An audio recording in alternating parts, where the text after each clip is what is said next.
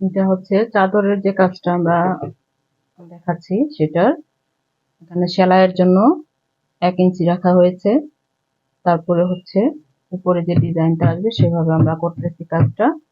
একদম ওই লম্বা ওই মাথা থেকে এই মাথা পর্যন্ত চলে আসছে।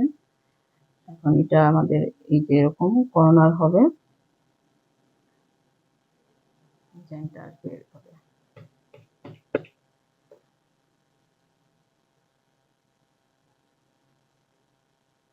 আসলে বড় জিনিস দেখানো একটু কঠিন হয়ে যায়, আমরাও চাই যে দেখাইতে আপনাদের, কিন্তু ক্লাসে বড় তুলা করানো টাফ।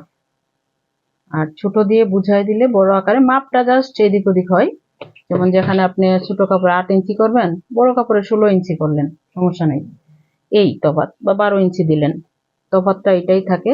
এই জন্য আমরা ছোটগুলাতেই ম্যাক্সিমাম দেখানোর চেষ্টা করি। যারা অফলাইনে ক্লাসগুলো করে, বিজনেস কোর্স যারা করে, যে বিজনেস কোর্স করার উদ্দেশ্যই তো দ্রুত ক্লিয়ার করা, যাতে শুরু করতে পারে সেই কাজটা খুব দ্রুত বিজনেসের জন্য।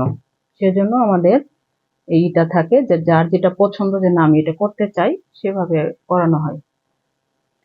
বড় কাপড়ে, ছোট কাপড়ে দেখানোর পর সে যদি চায় যে আমি বাসায় করব এটা, আমি অন্য আরেকটা কাজ শিখে নিব, দরকার যেটা বেশি সেটাও করতে পারে।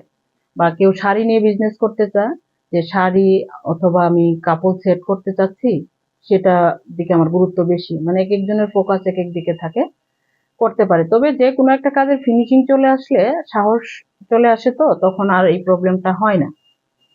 যেমন রং প্রস্তুত করে নিয়ে, যেমন এখানে যেহেতু চাদর করা হবে, রঙের পরিমাণও সেভাবেই প্রস্তুত করা হয়েছে, সেভাবেই কাজটা করা হচ্ছে।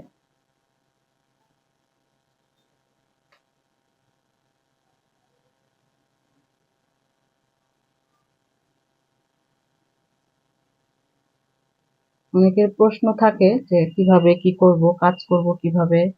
যেমন টেবিল প্রস্তুতকরণ থেকে শুরু করে সবকিছু যদি পারফেক্ট হয়, কাজটা যদি রংটা কেমিক্যালটা রেডি করা সুন্দর হয়, তাহলে এই কাজের আর ভয় থাকে না।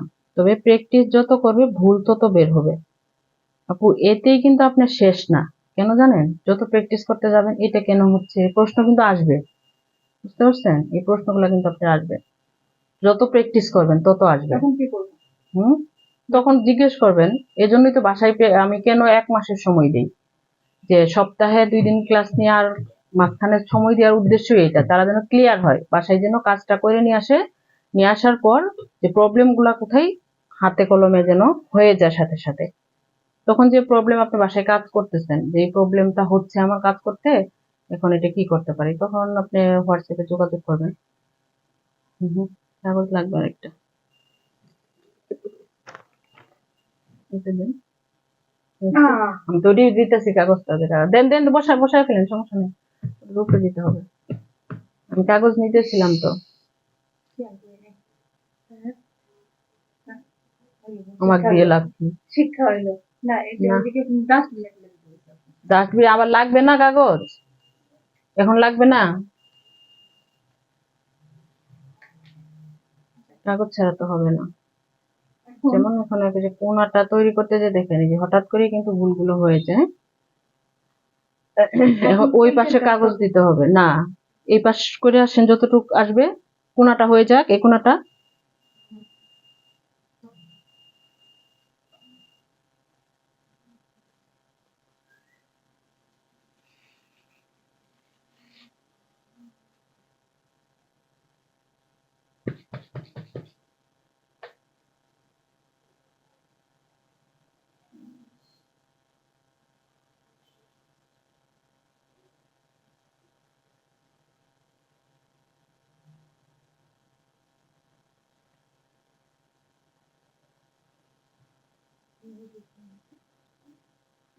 এটার উপরে রাখেন কেন, আলাদা রাখেন। এটা যখন আবার ওখানে দিবেন তখন কাপড়ে লাগবে, এগুলো সাবধানে শেড করতে হবে।